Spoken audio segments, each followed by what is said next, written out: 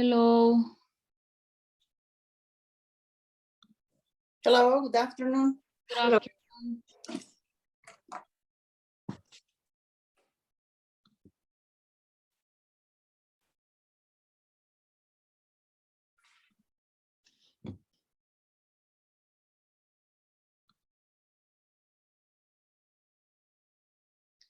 Hi, everyone. Good afternoon. Give me a moment. I'm going to close. Good that. afternoon. Hi.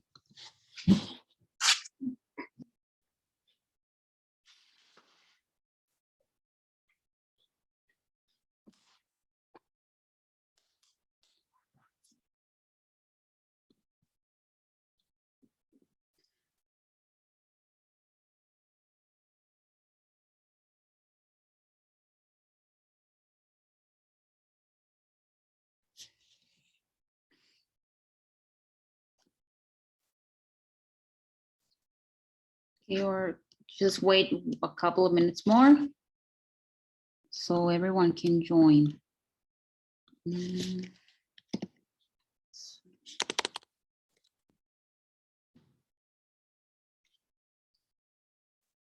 Okay, so reminder, yes, this is going to be the schedule, the normal schedule. Today, tomorrow, Thursday, and Friday are going to be 2 hours because yesterday it was just 1 hour. So today it's going to be the full class, the 2 hours. So that's how it's going to be today. Okay.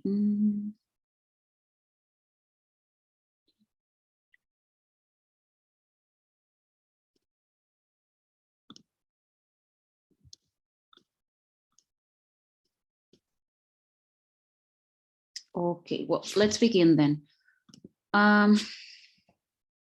So last class is our session. We started just with the introduction of the exam. Oh, wait, more people are arriving. Give me a sec.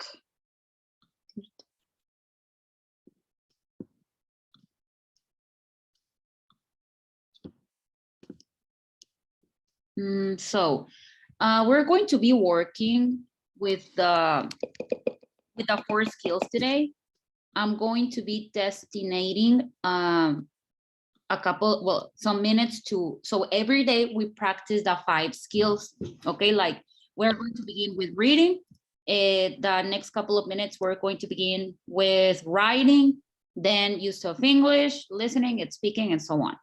So since the class is 2 hours, I divided the 2 hours in a way that we can practice the 5 skills that are in the test. So the first one that we're going to be working on is reading. So first of all, reading. As we saw last class, reading, it's divided into tasks. And the number of questions in total are 20, which means that per task, there are 10 questions. And the duration is 30 minutes. And each task, it's going to be 15 minutes. And these are the types of texts that are going to be on the exam. Short stories, letters, emails, blogs, invitations, reviews, reports, newspaper articles, and informational text. So it's going to be a combination of regular, everyday texts that you can stumble upon, and also academic. So now, here we have this small exercise. I don't know if you have seen it before. It's quite common, but it's a little challenging because it says here that we have to say the color, not the word. That means that you have to say the color or read the color instead of reading the word. For example, if I say yellow, I'm wrong because the color of the word is green. So it's got to be green, red, blue, yellow, blue, black, and so on. Okay, so is there someone who wants to volunteer to read this? Raise your hand if you want to. No? I guess not. Okay. Sorry, Yes. sorry, I have a question. This course is from level C1, C2, right? Yes, it is. I don't know if my name is right here. Could you please check it? Because yesterday I entered to a course of B1, B2, but Okay. I don't know. Fabiola. Fabiola. I don't have you in my list. Okay. But are you supposed to be C1 or B1? I don't know. The email says Fabiola. B1, B2. Okay. Yes. Yes. Just for Do you have the link for the link of the other one? No, I don't have it. Give me a moment. Just let me check. Thank you. Excuse me, I'm in the same situation. Okay, give me a moment. Yes.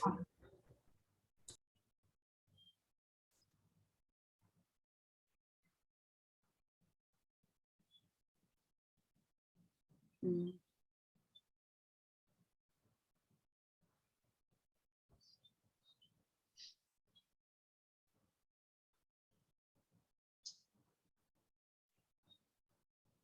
Okay. I'm waiting for them to reply. But in the meantime, let's continue. So reading, well, it seems we're reading. So there's this exercise on how to, and onto reading the colors. So I guess no one wants to, but okay. Me. Okay, thank you, Ana Paula. Go ahead. So I have to say the color, Exactly. not the word. Okay. Uh-huh. Green, red, blue, yellow, blue, black, red, blue, green, black, red, yellow, green, blue, black, blue, red, green.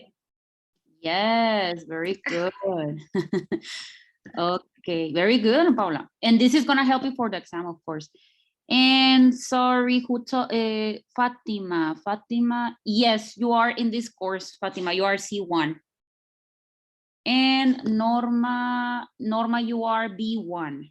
But I'm waiting for them to reply, since I don't know why I don't know if it's gonna, if there's a change just for today, because there was a problem with the teacher of level B1, there was an emergency. So she's not gonna be able to, she's not going to be able to give that course. They're gonna get someone to give that course, but I don't know. They're gonna, I cannot listen to the audio I'm using, thank you. I wasn't there. Okay, yes, I'm just waiting for them to reply, but Fatima, you are in C1. No, wait, it was, yes, Fatima, yes, you are in here. Okay. And now, let's continue then. And this one, it's gonna be for you to do it at home as a homework, because it's a crossword. So this one, you're going to do it on your own time, okay? So this one, the crossword, it's the first exercise after this one, of the colors. So let's go to this part. It says reading techniques. Sorry, it says, don't forget, first, read the questions along with their options. Then scan the whole text to find the right answer. After, skim the first and last paragraphs to get the general idea. Finally, review all your answers again. So this is what you have to do whenever you stumble upon a reading. The advice that they give in this type of exams, such as TOEFL, ELTS, and all that, is to not to read the whole text like calm. No, to just skim it. Like read the words, take a quick scan, and that's it. But don't read the whole text because it's going to take you a lot of time, and you're going to waste a precious time that you need to apply in order to finish your test, sorry. So we're going to begin with this one. It says reading practice 1. Find the exact paragraph and line in each answer. This is of course, this is a reading strategy. So I'm going to give you, let's say 10 minutes. Yes, 10 minutes to do this exercise. In the next slide, we have the answers, but first of all, let's do from 1 to 3. Okay, so it says, again, find the exact paragraph and line in each answer. Check your understanding, multiple choice, circle the best answers to these questions. So first of all, you read this part, and then you do, someone arrived, and then you answer the questions, okay? And then the other one, we're going to do it together, but this one on your own, okay? 10 minutes, and then you tell me the answers that you got, okay? 10 minutes. In the meantime, the other people from the other group, I'm still waiting for the answer, okay? You can start.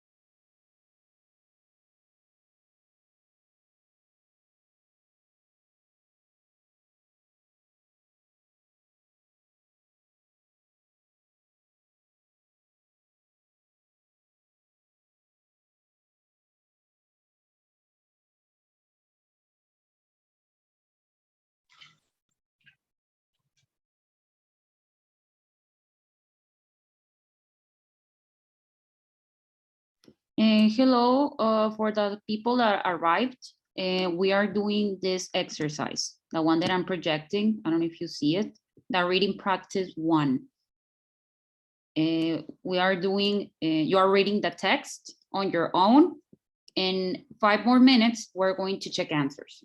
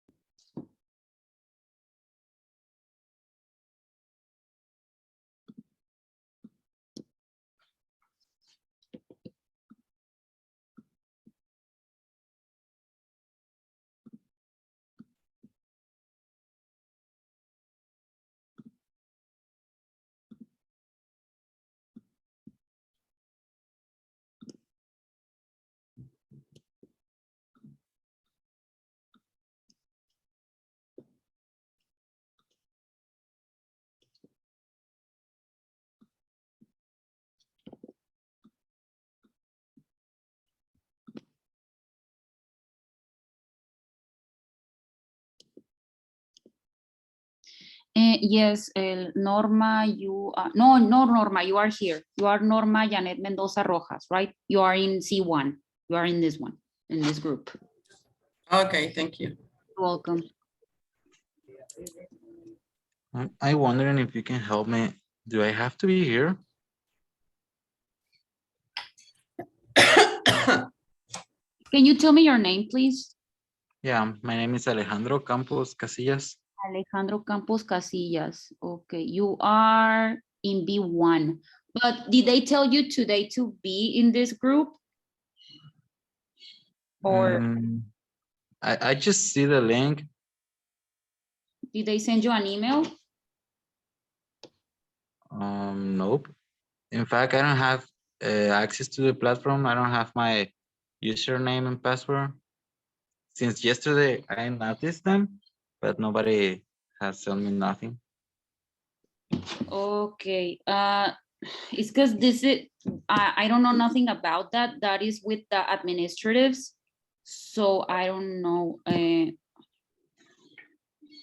Just give me a second because that I don't know about that. Only the administratives. So if there's someone that you can send an email, and then we can know what to do. So Okay.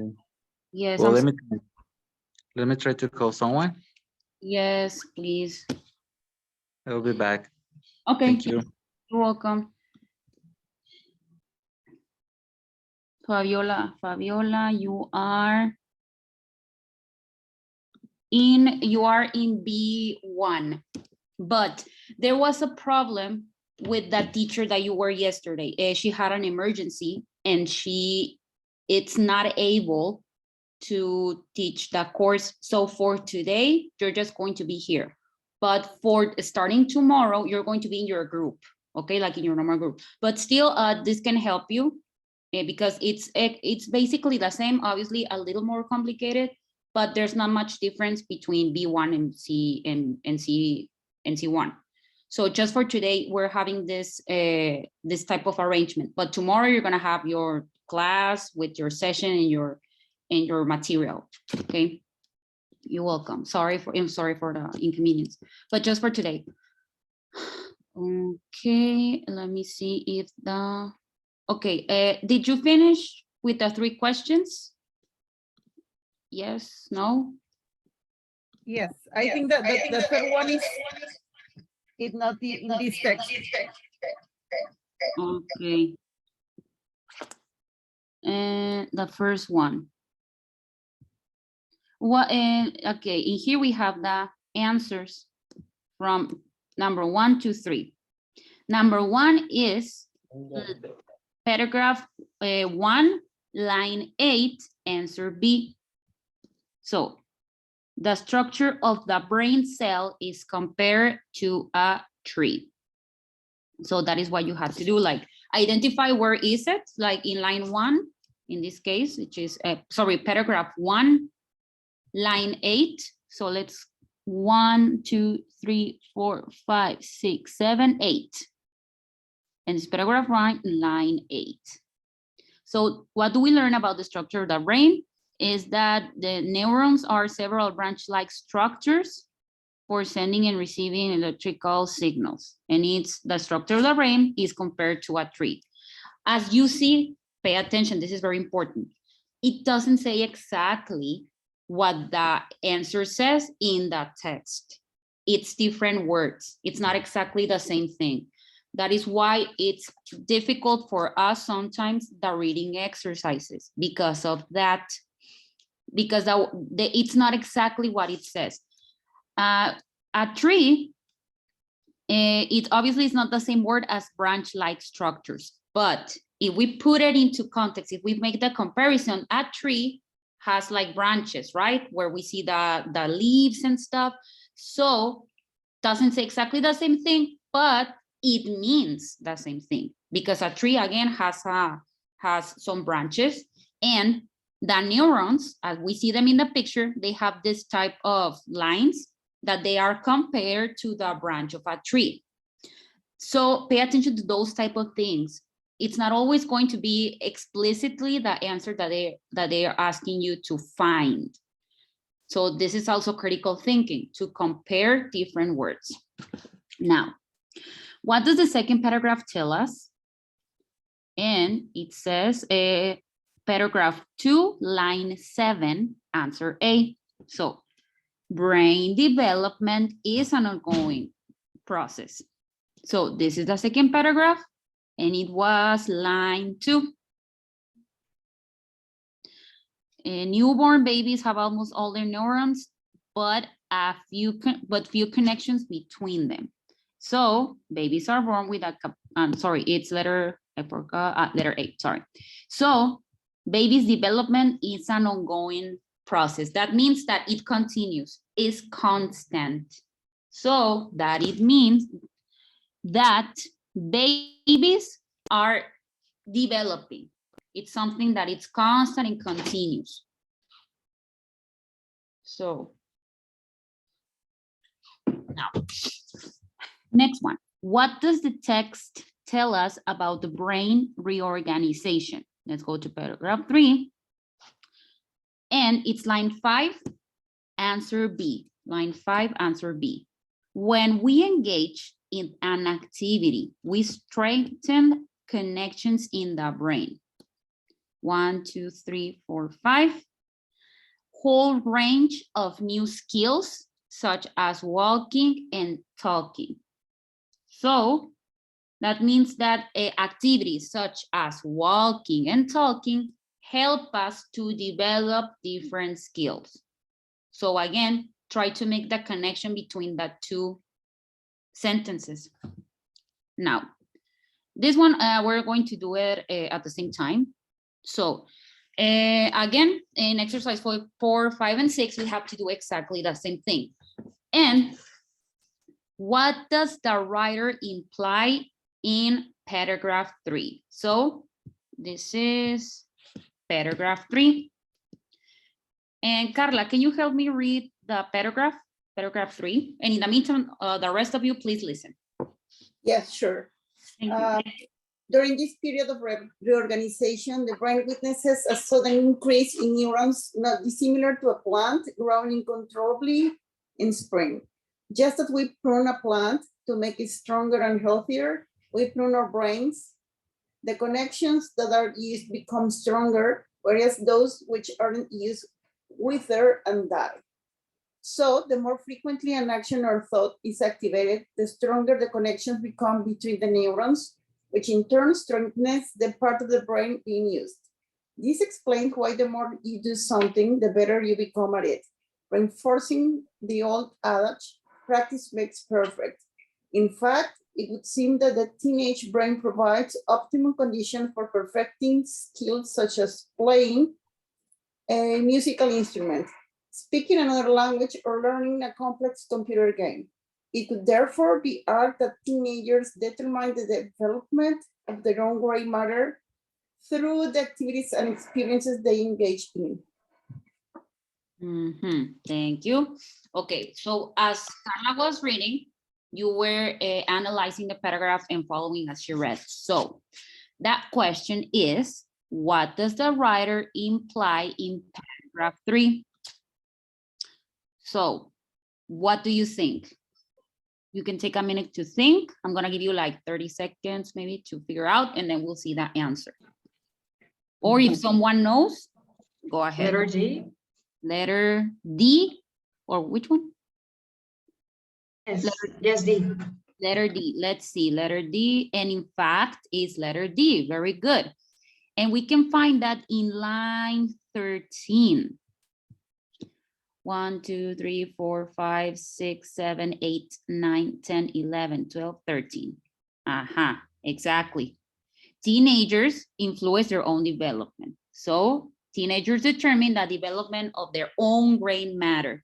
So let's make the comparison. Brain matter can be compared to brain, because brain, they also sometimes, they call it gray matter. So they're using synonyms. They don't use exactly the same word. So again, it's to increase critical thinking and obviously reading strategies. Now, Number 5, during adolescence. According to the paragraph, what will be the correct answer? All parts of the brain develop simultaneously. We make emotional decisions because of our hormones, or we gradually improve our ability to think in abstract terms, or we are unable to carry out problem-solving tasks. So again, I'm going to give you a second, and if someone knows the answer, go ahead. Tell the letter that you think it is. I think it's letter C. Letter C, and we gradually improve our ability to think in abstract terms. And yes, letter C, very good, exactly.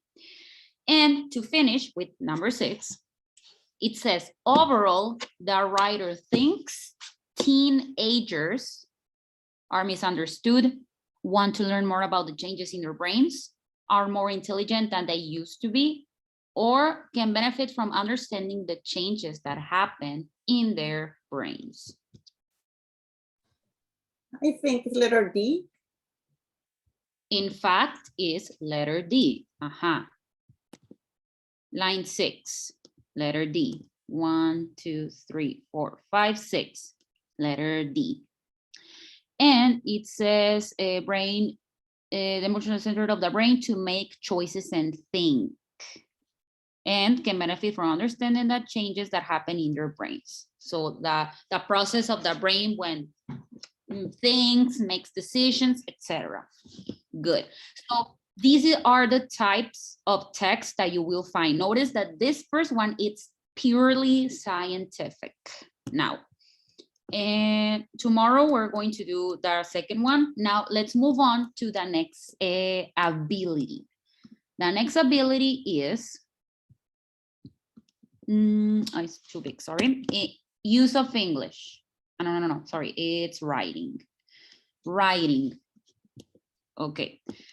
As we saw yesterday, what they ask to find out, or what they are assessing, better, what they are assessing in writing is in general, the abilities required in the previous levels, as well as the ability to write clear, well-structured text on complex subjects, of course, write complex text, and express yourself with clarity and precision, using obviously a more advanced language, not using the regular words or basic words that we in other levels, in other lower levels we use. Obviously, it's more complex. And this is, well, that's for C1 and for C2, they're very close to each other. And as you speak fluently, also you need to write fluently.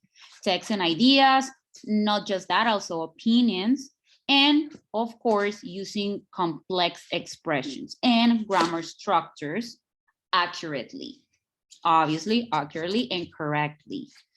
And writing complex texts as well as articles, essays, but not just that, also a personal letter or a professional letter, a report, a review, etc., a review of anything. So writing in different areas.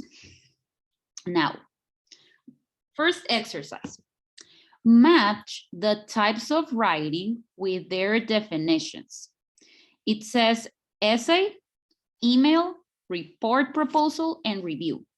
Pretty easy. I'm gonna give you like 3 minutes, and then I'll ask you and you tell me your answers, okay? 3 minutes. Go ahead.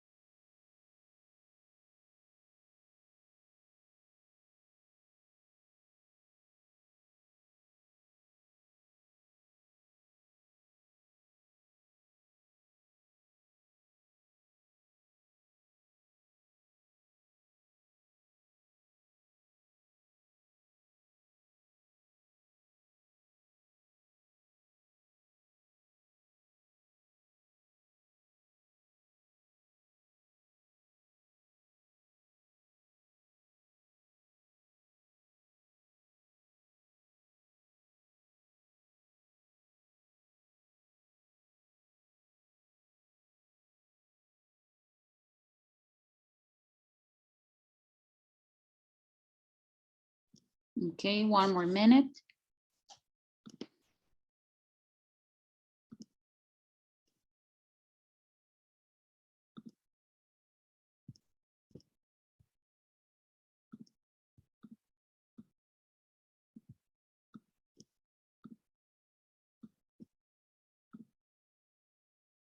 Okay, so number one, what is it? Review. Exactly, review. There we see it, review. And number two. Email. Email. Yes, email, and it says here, write an email. And number three. Essay. And essay. So by elimination, the last one will be report and proposal. So this is like an introduction to, again, the texts that you will encounter with in the exam. And remember, there are different types, and they can be from normal everyday texts that you can see, such as messages, emails, etc., to a scientific essay or article. Now, and this is for you to analyze, okay, on your own time. The questions are, how much do you know about the writing exam? It says, do I have to use British spelling? How important is spelling and pronunciation? And how important is the word count? That means, what happens if I write too many words? Usually, well, yes, always. I mean, always on this type of exams, they always tell you to write a certain amount of words between, let's say, 200 to 250, for example. So, and that means that if it's important, if you do more than the words or way more, or just exactly the same, the amount that they ask you to. And number four, I know I need to use complex sentences to get a good grade, but I'm worried about making mistakes. Is it better to have a simple text with no mistakes? Actually, these are pretty good questions. So let's find out the answers. Here we have them. And no, you don't have to use British spelling. Obviously, the English that we, as in Mexico, the one that we are closest to is the American one. But that doesn't mean that you are forbidden to use the British in case you know British. So it says, but if you use American spelling, be consistent throughout your writing. That means do not mix both type of English, because if you do that, imagine, it's like if you are writing Spanish, Mexican Spanish, and combine it with Spanish from Spain, it doesn't have a coherence. So obviously you need to be coherent too with the types of English that you use. If you use British, good. But if you use American, good, as long as you don't mix them. And how important it is spelling and punctuation, obviously pretty important, as in every language, as in every type of text, rating, etc. It's very important. If you make a trivial mistake, like a small mistake, it won't be a big deal. If the mistake stops the reader from understanding what you mean, then you will lose points. So again, if you make a small mistake, we all do it, like a typo or even in writing, in handwriting. The problem will be if you write something that doesn't make sense. If the reader don't understand what you're writing, that it's a big, that it will be a very, very, very big mistake. So that means you will lose many points because, well, I mean, that's bad regarding writing. And the word count. The word count is a guide, not a rule. So they give you this amount, but that doesn't mean that you must follow it and that's it. No, if you make more words, it's fine. But if you do the task properly, you will write about 220 to 60 words, 260 words. If you write 300 words, then you probably written lots of stuff you don't need. If you, yes, I thought you were gonna say something. If you write the words, 200 words, you have probably forgotten something. So basically what they're telling us here is that the amount, like the perfect, or not perfect, like the most appropriate adequate amount will be between 220 and 260. If you write less than that, well, you will lose points and you missed or left out important things that you needed to include on your writing. But if you write more, then you wrote stuff that you don't need. So those minutes that you spent writing more than what you need, you could have used those minutes left to check the rest of your exam. It's like I was telling yesterday, if you have 10 minutes left, if your exam has to end at 5, but if you finish everything at 5:50, go ahead, go back and check if you answered everything.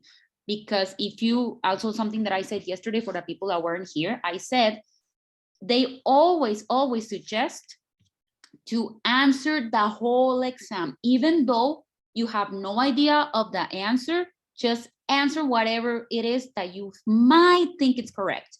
It's better than to leave it blank, because if you leave it blank, you will automatically lose points. So it's better to at least answer something that you might have an idea than to leave it white in blank, sorry. So be careful with that. Try to answer everything. Doesn't matter if you don't know. And then, and do not waste the time in your exam counting the words that you have written. That, of course, that takes out time, precious time. And never add or remove words just because of the word count. It'll turn out clumsy and weird. Yes, if you erase words, your text won't be clear. And all that said, when you're practicing for the writing session, I recommend you to stick to the suggested word count. As this one, 220, 260, stick to that. Don't try to write more, obviously not less, because you will lose many points. And note that the computer-based exam will automatically count how many words you're using. This is obviously important. You won't need to count them, since the exam, it's gonna tell you the amount of words you have written. And last, I know I need to use complex. Now I need to know the complex sentence to get a good grade. But again, worried about making mistakes. Is it better to have a simple text or no mistakes? Students who make mistakes while trying to use complex structures will get credit for trying. So they also gonna give you credit, not just for fulfilling the activity, but if you show somehow that you tried.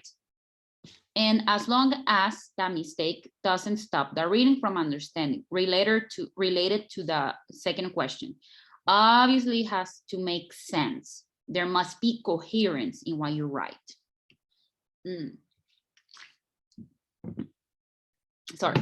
Now, read the extracts from a letter of complaint. Is the language of complaining polite and appropriate for a formal letter of this kind or not? So read, you're gonna do it by yourselves. Again, I'm gonna give you like 5 minutes or less, and then you tell me your answers, okay? Read each one and you tell me your answers, like 4 minutes. You can start.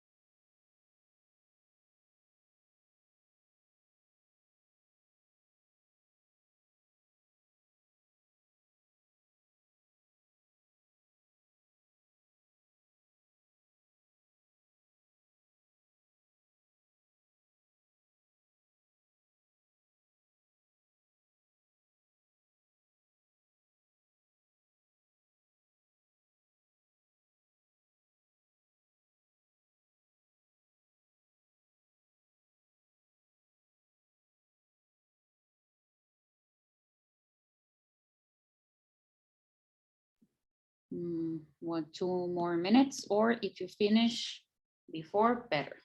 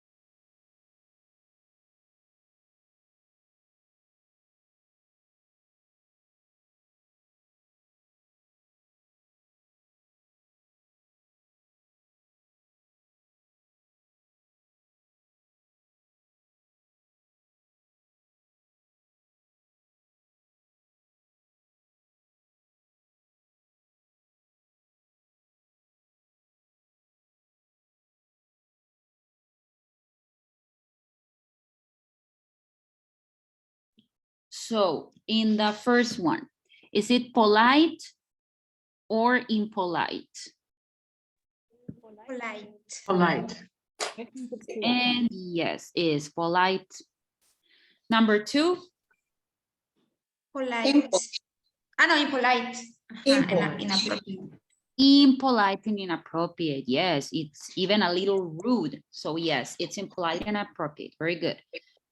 Number 3, Impolite. Polite. Right. okay, so Impolite. impolite and is impolite. Is impolite.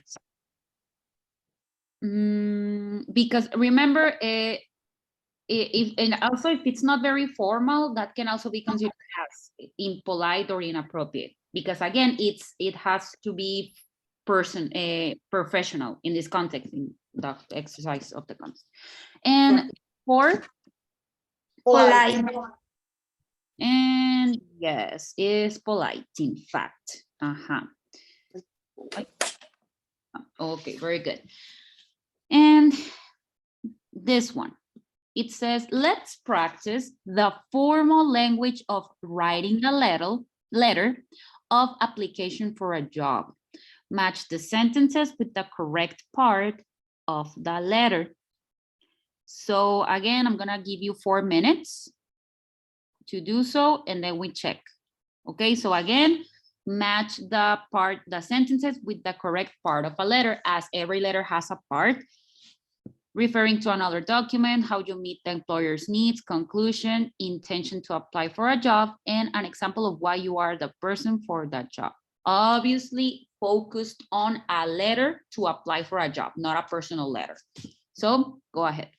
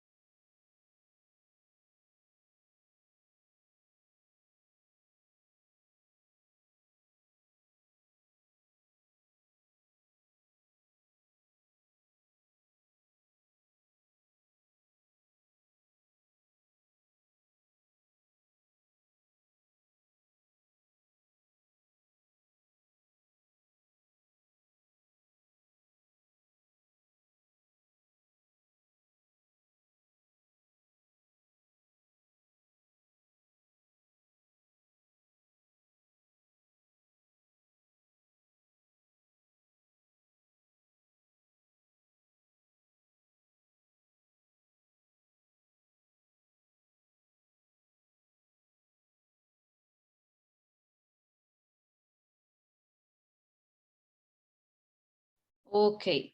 Number 1, what is it? Which letter? D. D. Letter D.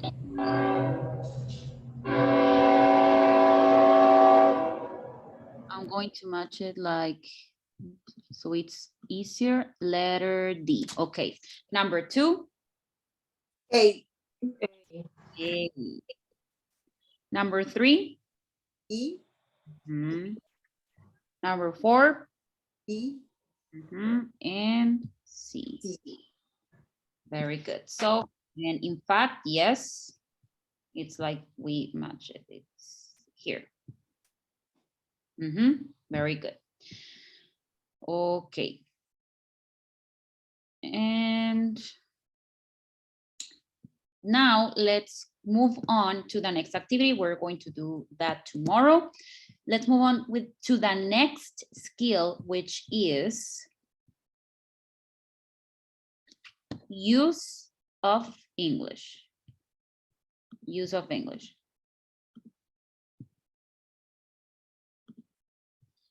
So first of all, let's see, what is it exactly? The use of English. The duration of this part is just 15 minutes, a little less than writing and reading. The number of questions are 20, and as most of the exam is multiple choice. This part of the exam evaluates the candidate's knowledge and command of the language, as the name says, how the language is used and how, etc. So it says select the correct option in each question. So it says, I never like corn, but now you can't keep me away from it. What do you think is the correct answer? A, B, or C? A. A. A. And let's see.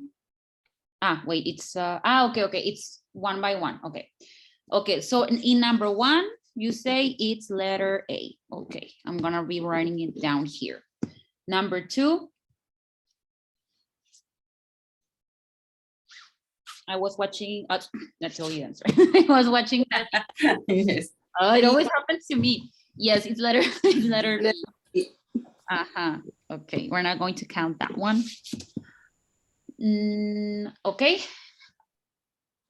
The number 3.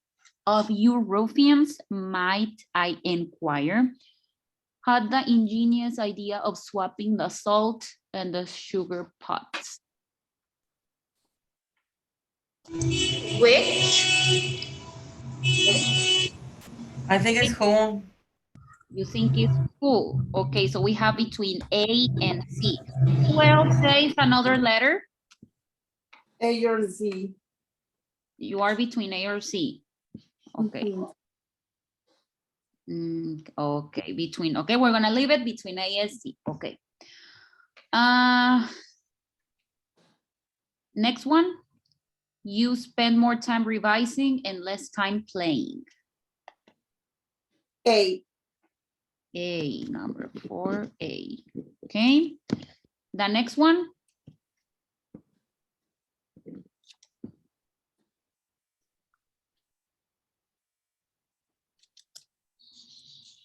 A.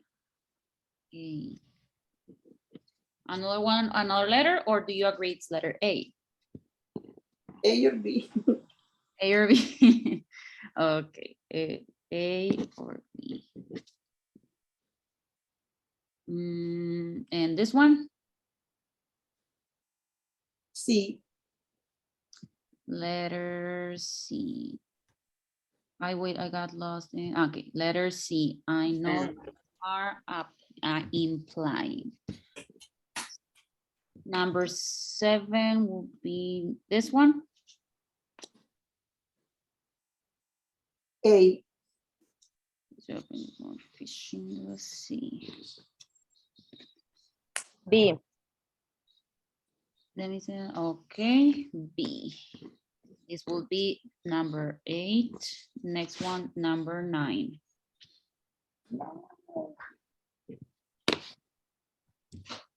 B, B, B. B. And 10. A. A, Letter A. A. Okay. Go to the. Okay, at the end, we see all the answers. Okay. Now, let's see. And yes, in fact, number 1 is letter A. Used to. I never used to like corn, but now you can keep me from away from it. Very good. Number 2. I was sorry, I said it before. Sorry, but yes, it's I was watching because it's past continuous. Number 3, and it's which. Which of you ruffians? So that will be letter A, not C. And the next one, number 4, letter A. B, sorry, next one, it's letter A. It is true that computers may negate much of the human workforce. In here cannot be, may not, because by itself or negate, it's negative. So using not again will make the sentence redundant. So careful with that. Similarly happens with, with the word never. Never is negative, even though if I use it on the sentence, I don't have the auxiliary not.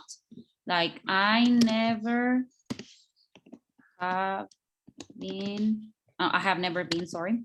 I have never been in France, I don't know. So, but I know that by using the word never, it's negative, even though I don't have not or don't or any other negative word there in the sentence. So the same is with negate, it's negative. So I don't need to use not.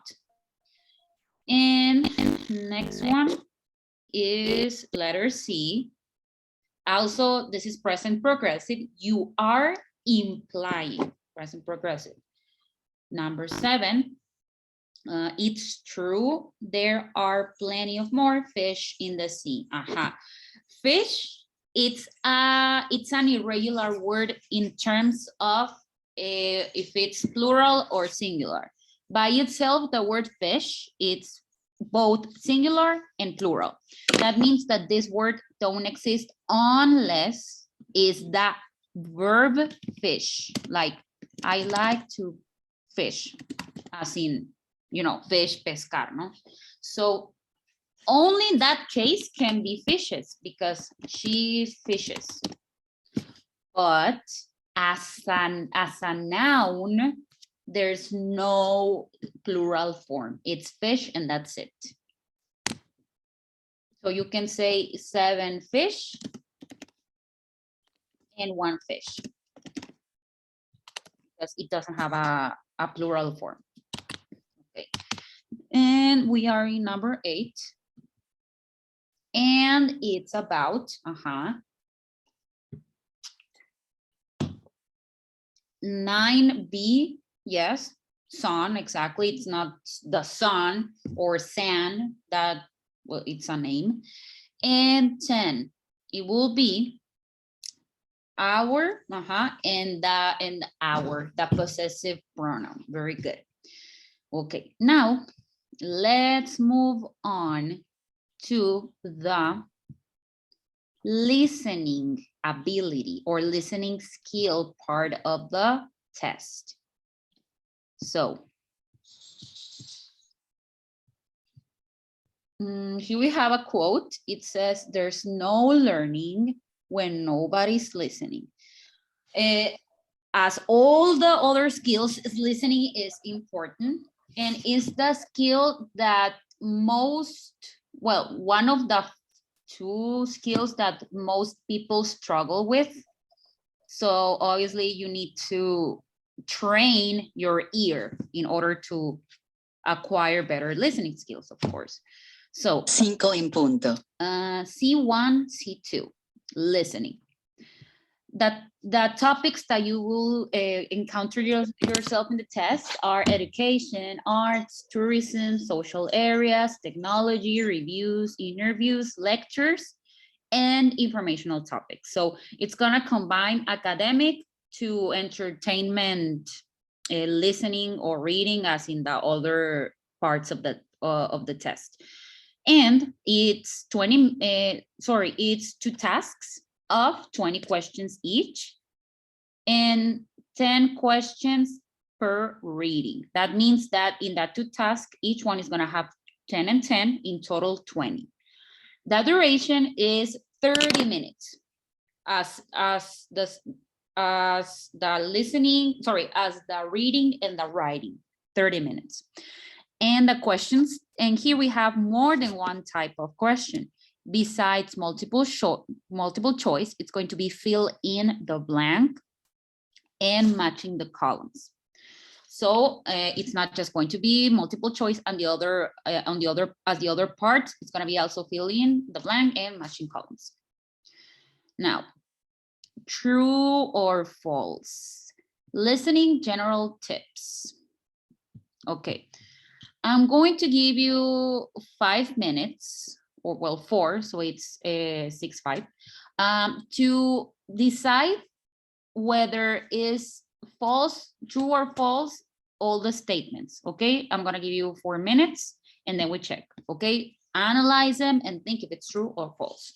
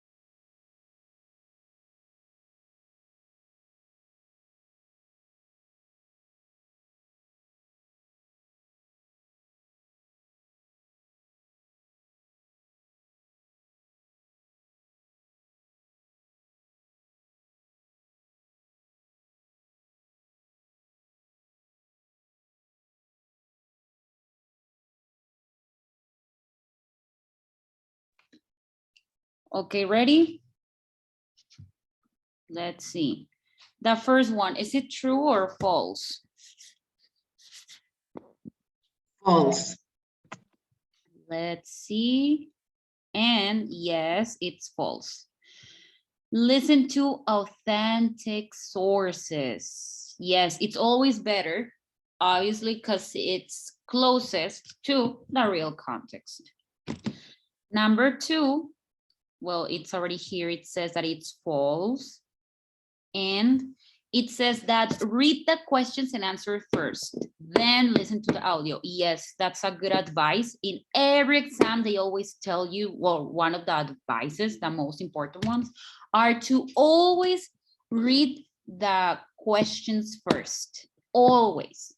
And then, well, because if you do that, you will get more familiarized with the answers, and it's gonna be easier when you listen to it because you won't need to go back and check the answers, because if you do that, you're going to waste time. And number 3, true or false? That is a good one.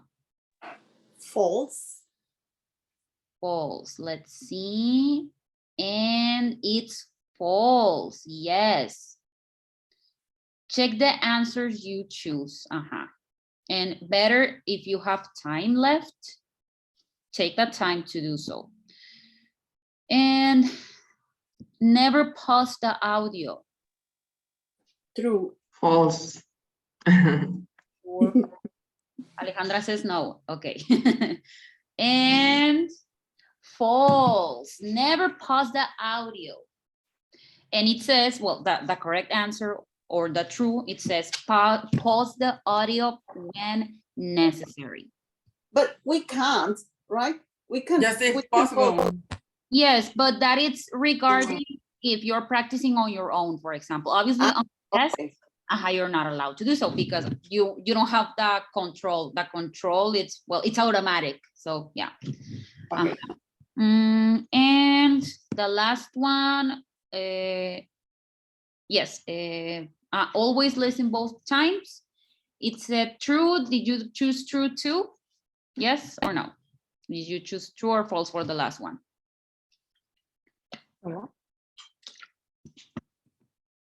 Always listen I both. chose true.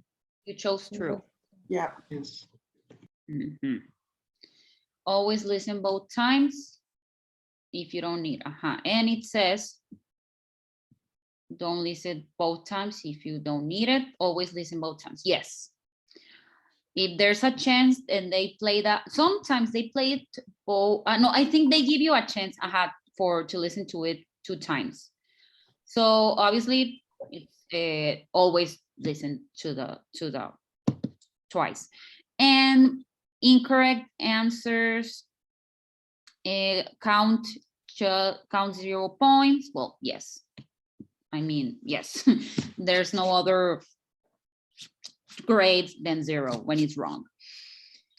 Okay, now match the listening strategy with the situation.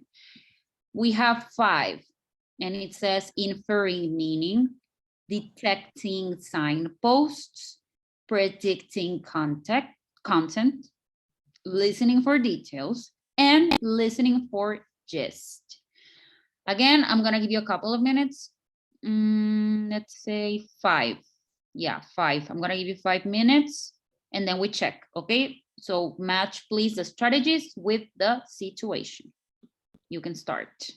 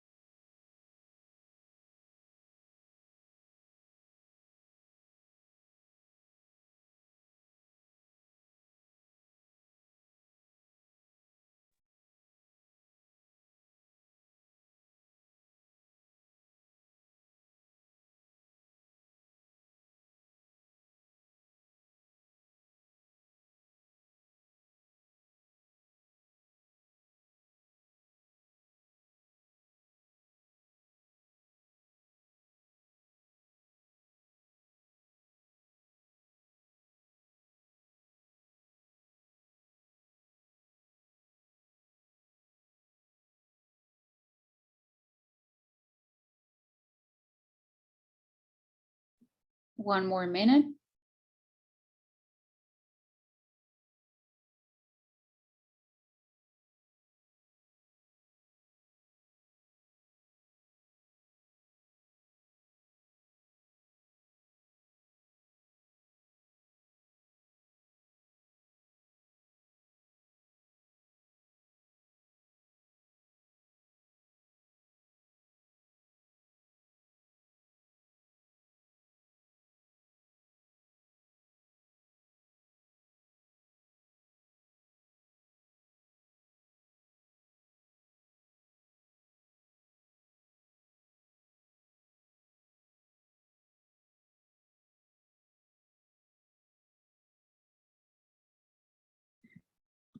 Okay, so number one, what is it? C. C. Letter C, yes? Yes. Let's see, letter C, yes, it's letter C, which is predicting content. Number two, A. letter A, two, E. it's letter E, it's letter E. Listening for gist, letter E. Imagine you are a superhero flying from the sky. From that height, it is possible to see what the entire area is like, how densely populated it is, the kind of houses in each area. So listening for gist. Number three, B. A. B. B, and it's B. Sorry.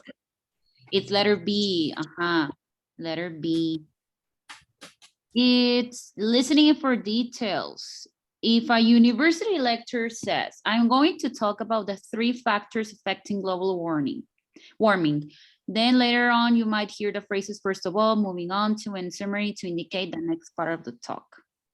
So letter B, detecting signposts. Signposts are this, first of all, moving on to, in summary, like those words that takes us to another, from one idea to the other. And number 4, D. D, yes, letter D. And by elimination, 5 will be A. Letter D, E, listening for details. Imagine you are a detective taking a closer look at those buildings you saw earlier on as a superhero. This time, rather than taking into in the big picture, you're looking for something specific. So here is the key word, specific, something specific, detailed.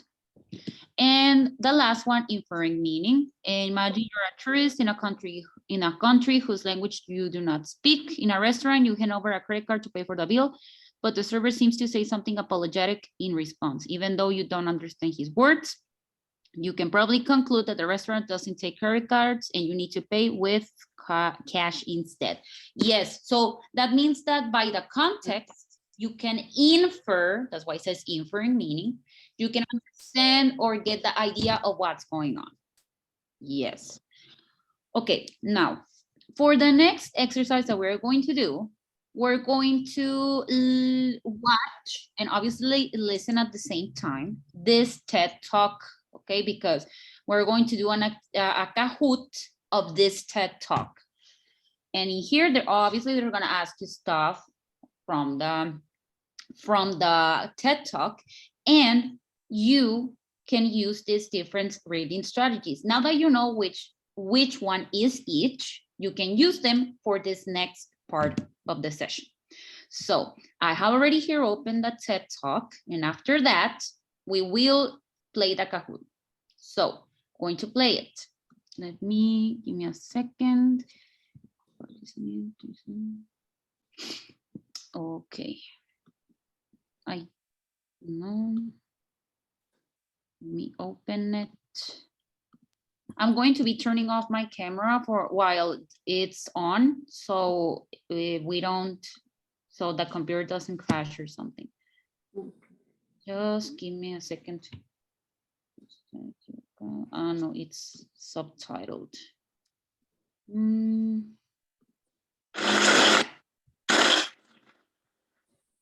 Let me share it. Let me know if you can listen. It's muted, but you know. Also terrifically fun. I hope you guys find it so as well. Can you listen? Yes? Okay, good. So I'm going to be turning off my camera, then I'll turn it off. I'll turn it on, sorry. And here it is.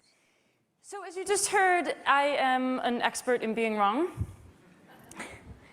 And I hate to break it to you, but so are all of you. This is one of your wonderful human birthrights, right? You use language, you use tools, you have opposable thumbs, and you get stuff wrong. And we all know this, right? In fact, every major account of what it means to be a human being, whether that account comes to us from religion or philosophy or science or psychology, all of these acknowledge and pay homage to the fact that we are fundamentally fallible creatures. And we acknowledge this in our everyday lives too, right? This is why we say things like, to err is human, and everybody makes mistakes. And it's why we hold conferences where we get together and we talk about failure, about the inevitability of error, and even the importance of embracing those mistakes on the theory that sometimes they are one of our best engines of innovation and learning and change. So in the abstract, we're really great at accepting the fact that we make mistakes. And in the concrete, we're terrible at it. And one of the things that interests me is we're terrible at this even when we're wrong about totally trivial things. I once had a guy tell me about this argument that he'd gotten into with some friends at a party. He was on the losing side of the argument. And although it had happened many years previously, he remembered it in tremendous detail. This argument was about how many carbohydrates are in a jar of pickles. Right? I mean, seriously, I can't think of anything less important than this. I also don't know the answer, so don't ask me. I also once had a man confess to me that sometimes when he's in the middle of arguing with his wife and he suddenly realizes that he's wrong and she's right, instead of just admitting that fact, he starts spontaneously inventing imaginary facts to support his position. You guys are laughing because you've done this. So, in theory, we have this wonderful philosophical appreciation for our capacity to get stuff wrong. And then we actually make a mistake, and what do?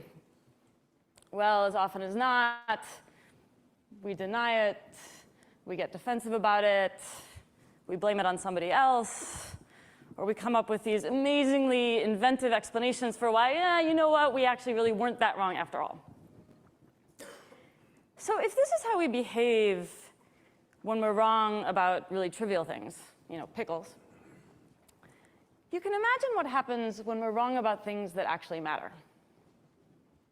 About the whereabouts of weapons of mass destruction, or the safety features on an oil rig, or the stability of our housing market, the identity of a murder suspect, the integrity of our money manager, the fidelity of our spouse, or any of the many, many beliefs we have that are hugely consequential and that help us understand ourselves and make sense of the world around us.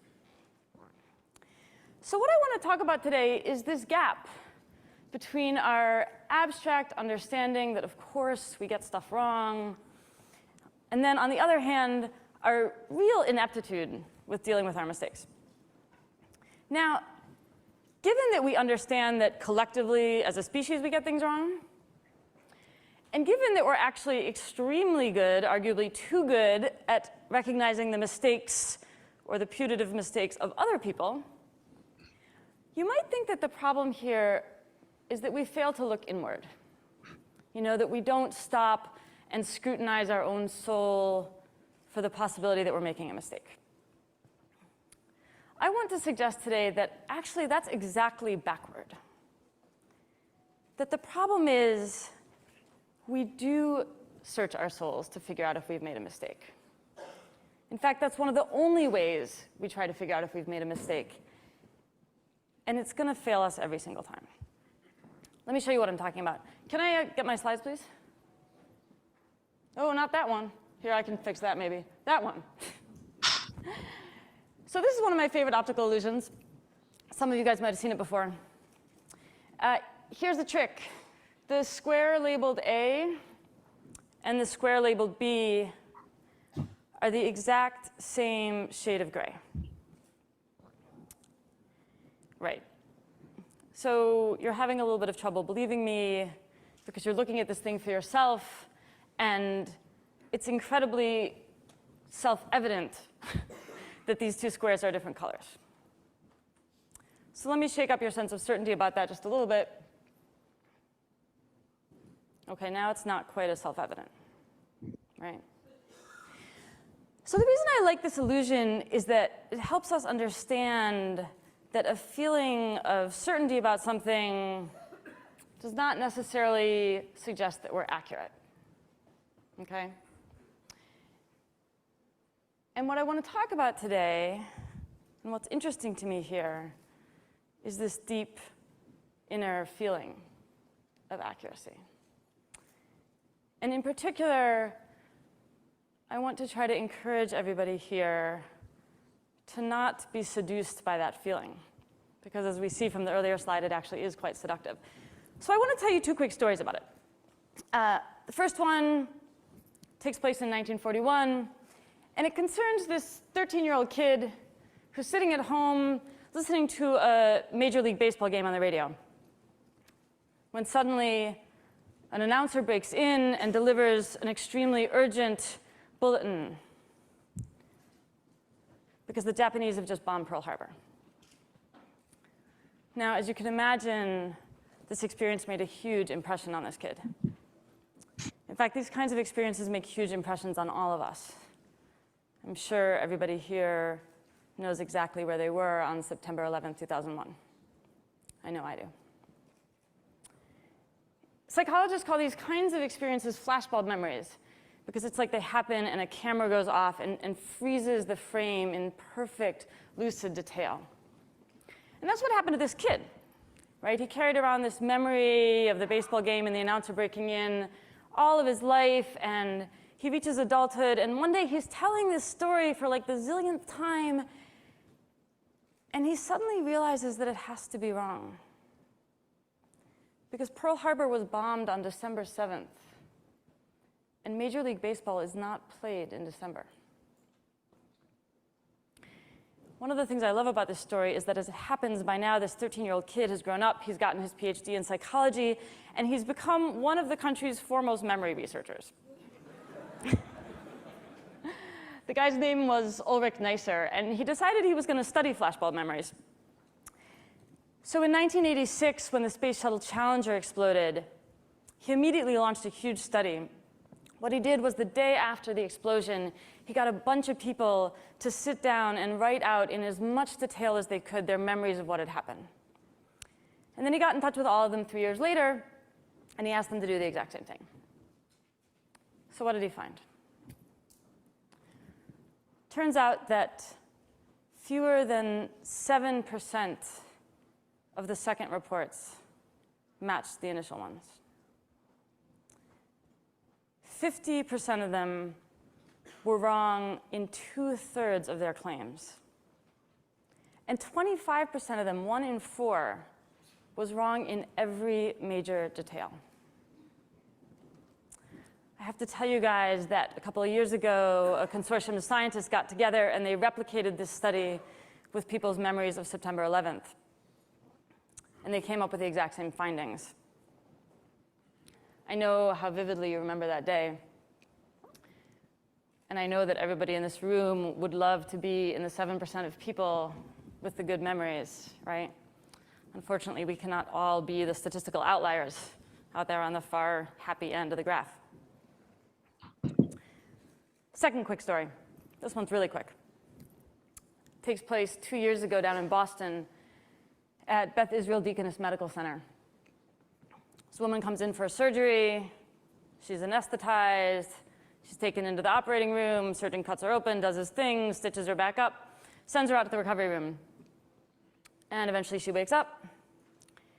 And she looks down. And then she looks at the nurse standing next to her and she says, "Why is the wrong side of my body in bandages?" So the surgeon was supposed to operate on her left leg, and he operated on her right one. And when the vice president for healthcare quality at Beth Israel discussed this incident, here's what he said. He said, for whatever reason, the surgeon simply felt that he was on the correct side of the patient. So you see where this is going. Trusting too much in the feeling of being on the correct side can be really dangerous. The lesson we learn from the illusion and from flashbulb memories and from this medical mistake is that this internal feeling of being right, no matter how convincing it is not a foolproof guide to what's happening in the external world. And this is why I told you I want to talk today about this habit of ours of looking inward to figure out if we're wrong, right? We see the first problem. The first problem is we can't trust completely this internal feeling of rightness. But I also want to talk about the feeling of wrongness. So let me ask you guys something. Just think to yourselves for a moment. What does it feel like to be wrong?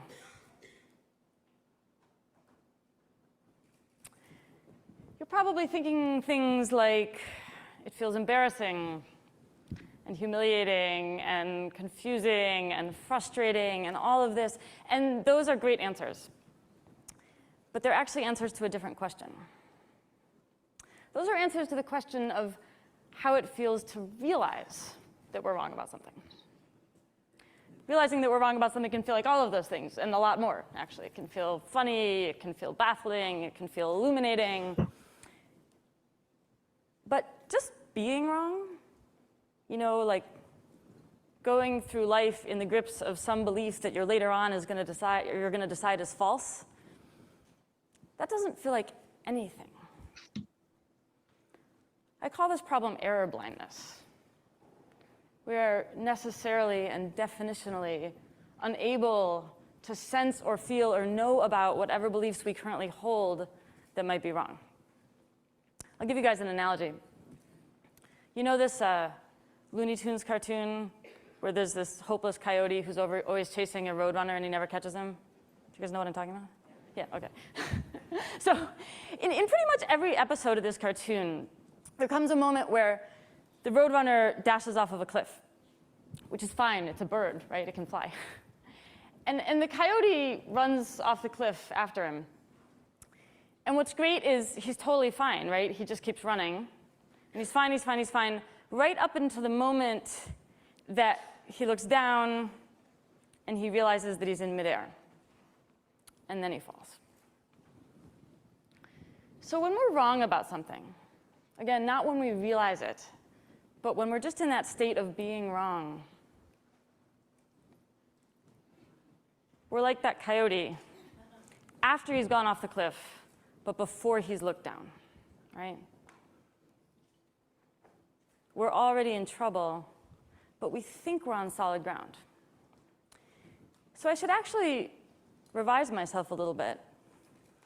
It does feel like something to be wrong. It feels like being right. So this is the situation that we're in. We can't trust the inner feeling of being right because it sometimes misleads us. And we can't trust the inner feeling of being wrong because it basically doesn't exist until it's too late. So what are we supposed to do? Well, you know, when you think about it, the answer is kind of obvious. If we can't look inside to figure out whether or not we might be wrong, then we need to look outside. We need to look to each other.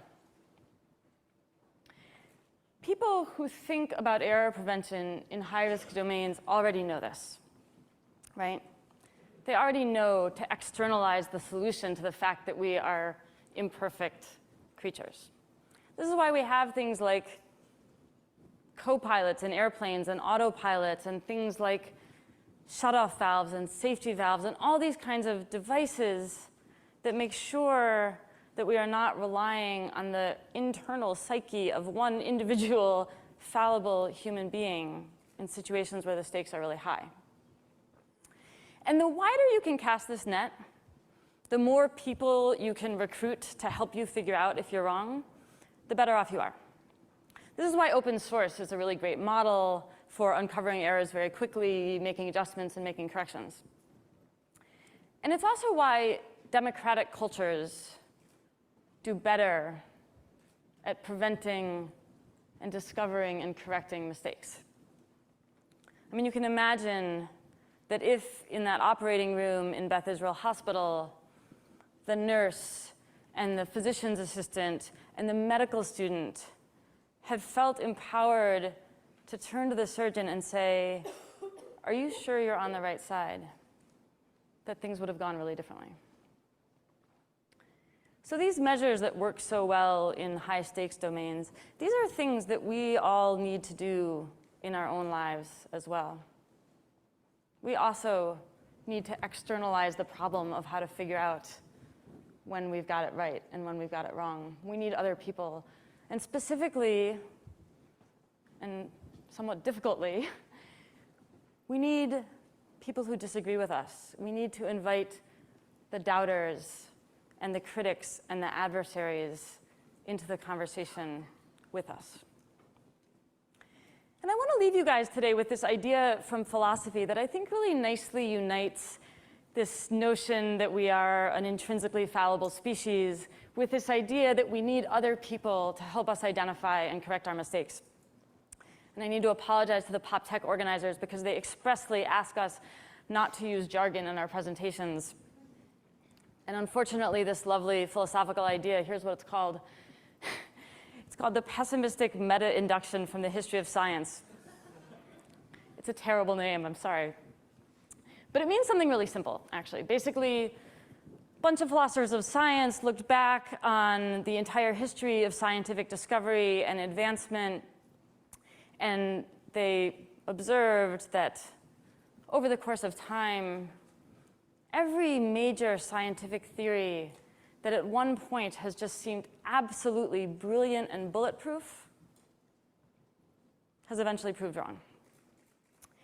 And they drew from this the obvious conclusion, which is that sooner or later,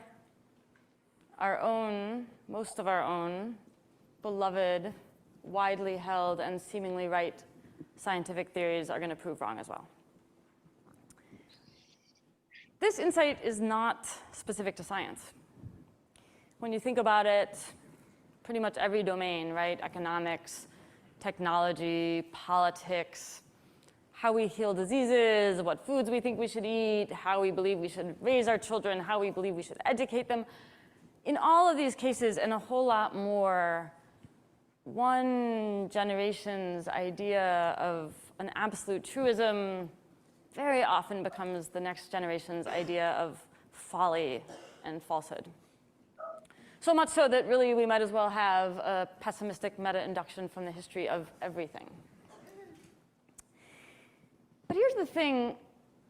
This insight is really only pessimistic if you hate being wrong and you don't want to find out about your mistakes. If, by contrast, you believe that discovering our mistakes is one of the best ways to revise and enhance and expand our understanding of the world, then actually this insight is incredibly optimistic. One of the people who put this best to my mind was the philosopher Richard Rorty, who said this really lovely thing. He said that embracing our own fallibility is really just a way of embracing the permanent possibility of someone having a better idea. We need each other to do this.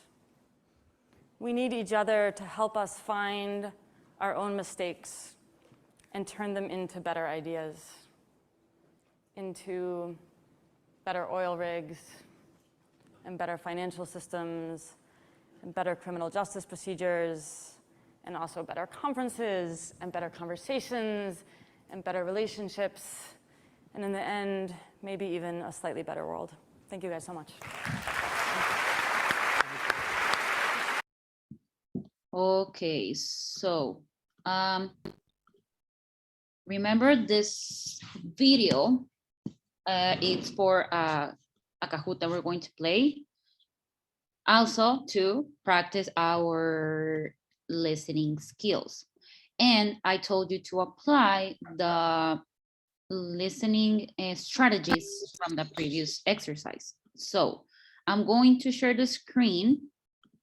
I suggest you to use your phones. It's gonna be easier because you get the QR code. It's gonna be there in a minute.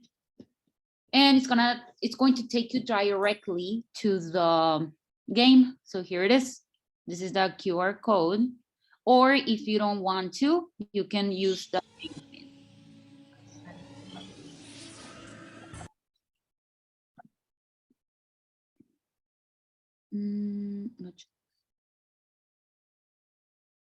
okay, good. We have 1, 2. Remember, you're not allowed to choose your name, so just, it automatically gives you a name.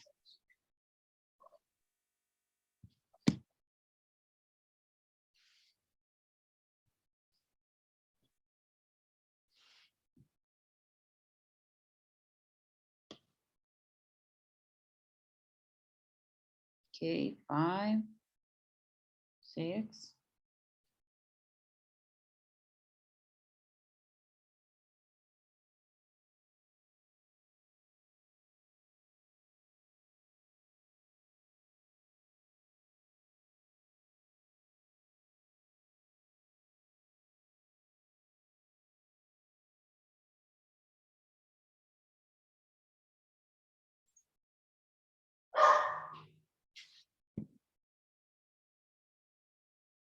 Okay, I'm going to give you 1 more minute.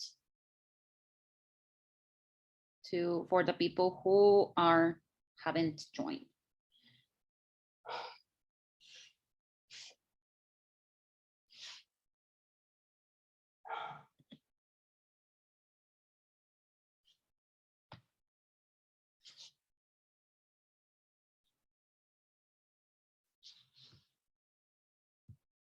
It's just 12 questions, okay? Not too many questions, just 12.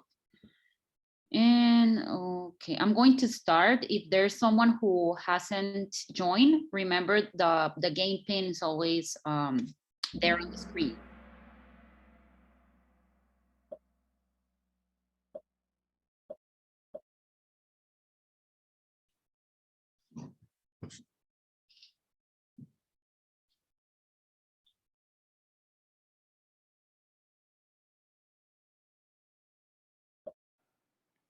And what I'm talking about is this.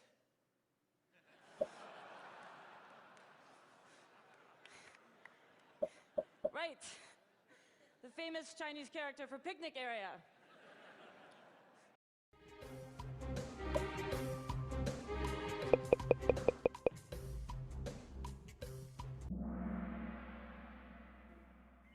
Picnic area.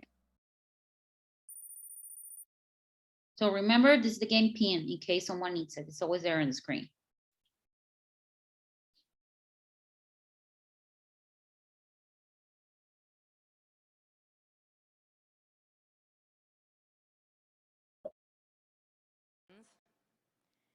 And what all of this can tell us about human nature. In other words, as you heard Chris say, I've spent the last 5 years thinking about being wrong.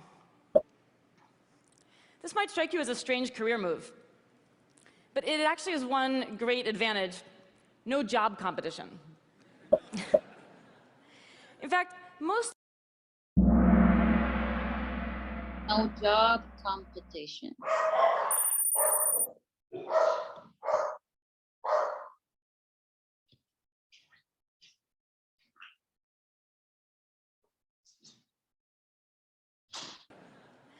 In fact, most of us do everything we can to avoid thinking about being wrong, or at least to avoid thinking about the possibility that we ourselves are wrong. You know, we get it in the abstract. We all know everybody in this room makes mistakes. The human species in general is fallible. Okay, fine. But when it comes down to me right now, to all the beliefs I hold here, Present.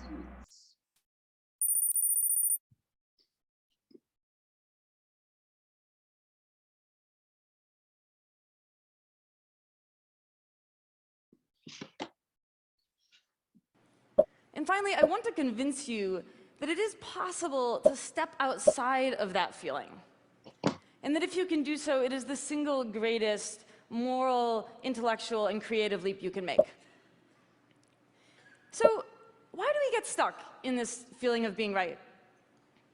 One reason actually has to do with the feeling of being wrong. So let me ask you guys something.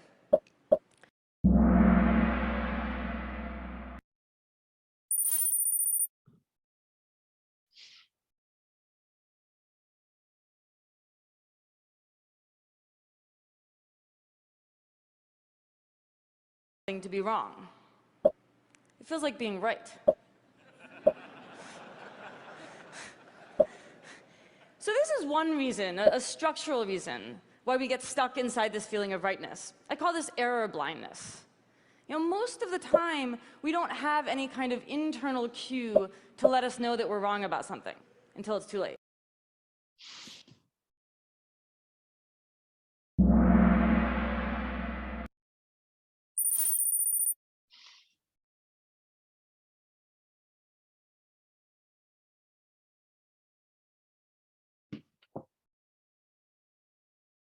Think back for a moment to elementary school. You're sitting there in class, and your teacher is handing back quiz papers.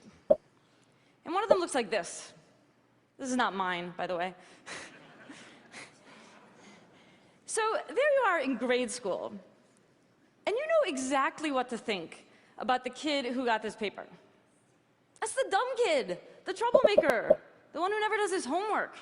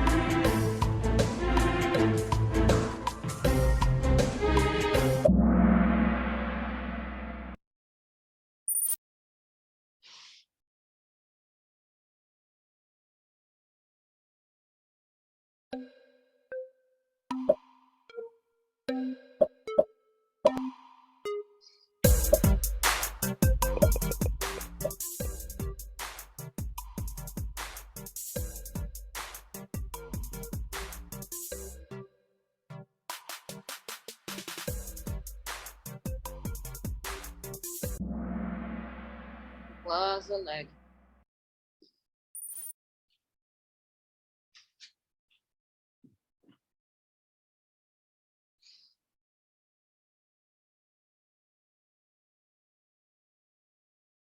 So this is a huge practical problem, but it's also a huge social problem. Think for a moment about what it means to feel right.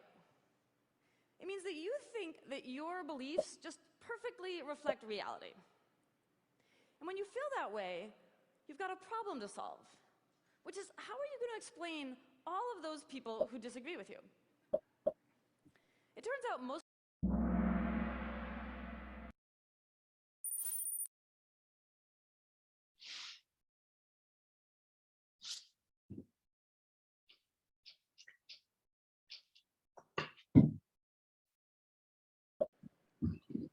when that doesn't work, when it turns out those people have all the same facts that we do and they still disagree with us, then we move on to a second assumption, which is that they're idiots.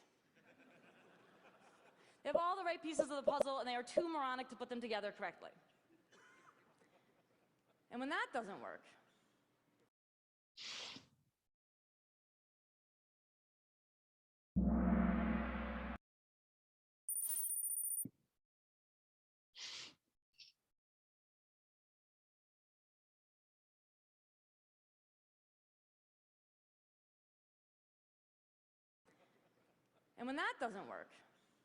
when it turns out that people who disagree with us have all the same facts we do and are actually pretty smart, then we move on to a third assumption.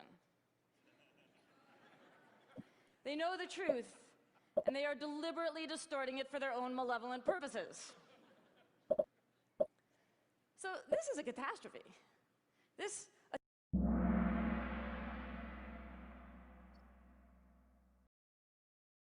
And we're one more question to go.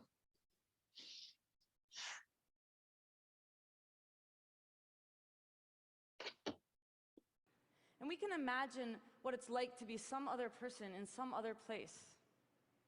And we all do this a little differently, which is why we can all look up at the same night sky and see this, and also this, and also this. And yeah, you know, it is also why we get things wrong. 1,200 years before Descartes said his famous thing about I think, therefore I am, this guy, St. Augustine, said,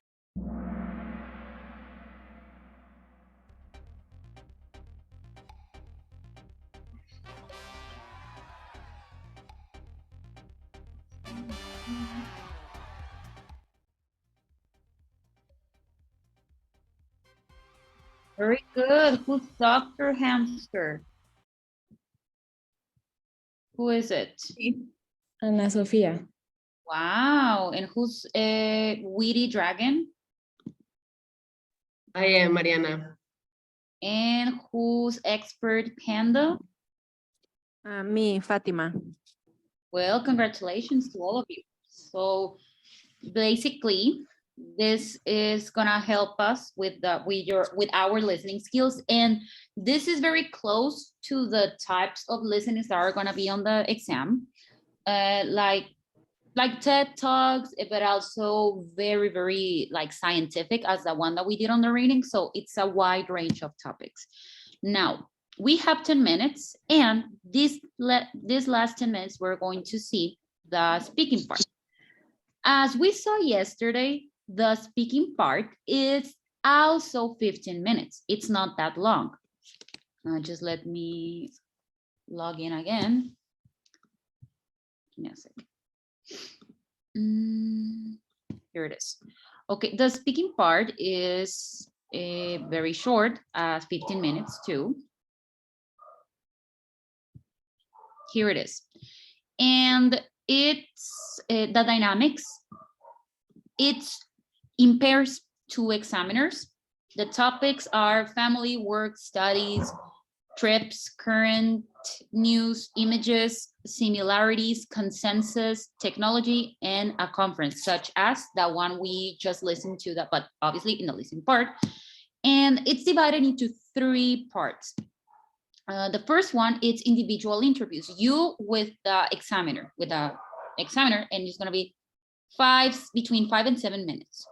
Then candidates interactions. I told you yesterday that it's you with another candidate, and you, like the name says, you have to interact with them.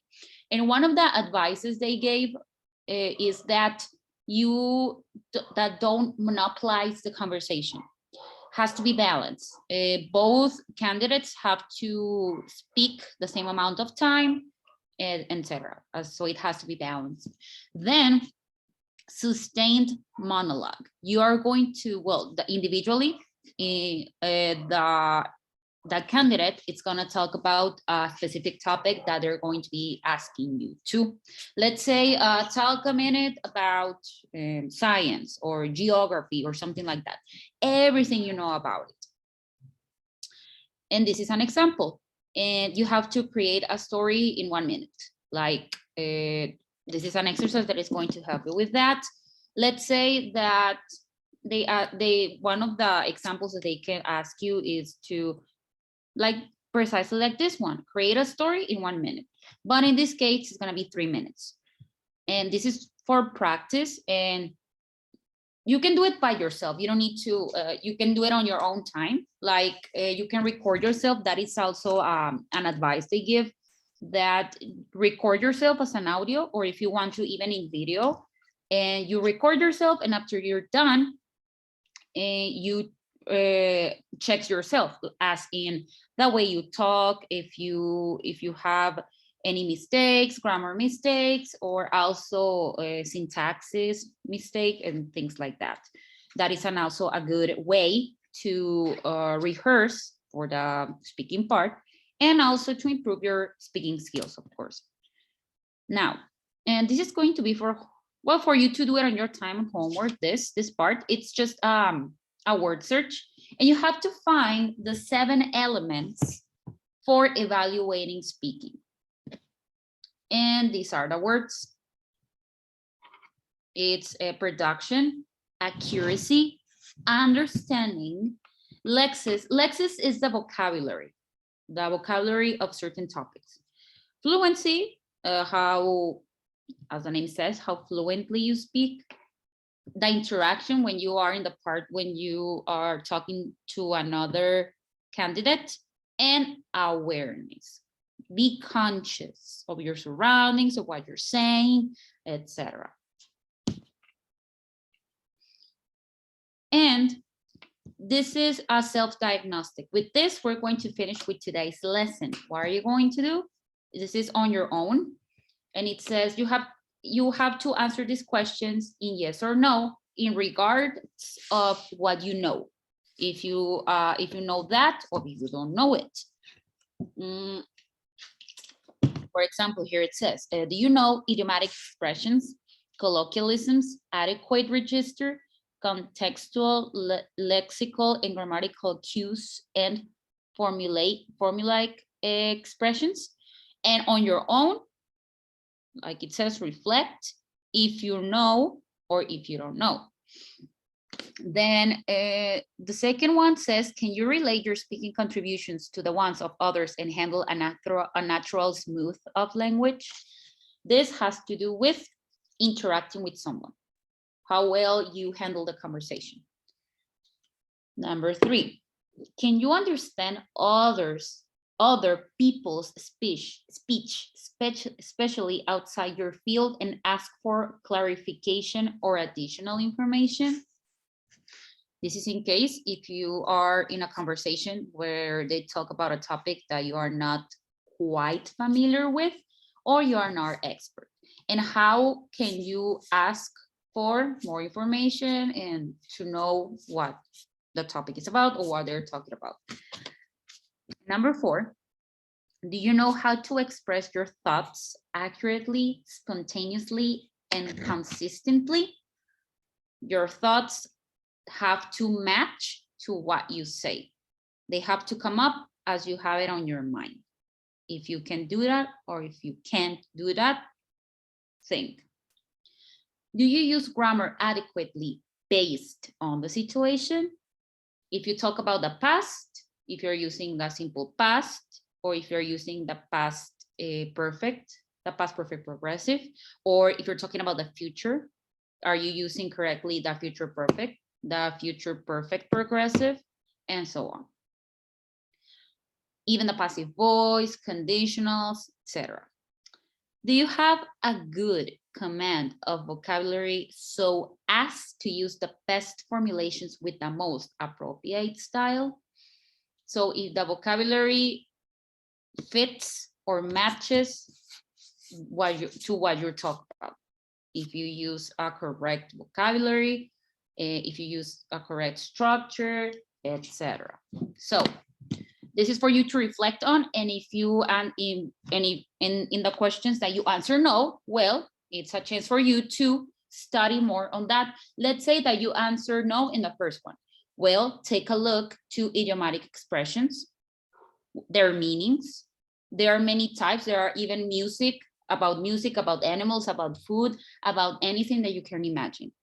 Colloquialisms, remember, these are the types of words that are not formal, that they use in an informal context, especially in, well, speaking, as it says, conversational English. Adequate register, the type of language that you use. Let's say, well, you don't talk the same way you talk to your boss that you talk to your best friend, for example. That is the register. On the type, depending on the age of the people that you're talking to, what type of language you are going to use, and so on. So this is like the introduction for speaking. Tomorrow we're going to see more in the other, also in the other abilities. So that will be it for today, people. I will see you tomorrow. And the ones that are from B1 and B2, tomorrow you're gonna have your normal class with the teacher that you're gonna be having, okay? Alejandra, you raise your hand? No? Okay. Okay, she was thinking. Yes? About the speaking, the dynamic for B1, it's similar? Yes, it's similar, but the complexity is less, but it's the same, yes. Thank you. You're welcome. So the ones that are C1, C2, I will see you tomorrow. B1, B2, tomorrow you will have your teacher and your level as it is, okay? So see you tomorrow, everyone, and take care. 5 o'clock? Bye. Thank you. Bye. Welcome. At what time is it? At the same time at 5 p.m. or? Yes, it is at the same time. Since I work, I might be coming in late. Are you going to be sending the links for the videos? From what video? The one that we played of the TED Talk? From the Zoom. From the Zoom class?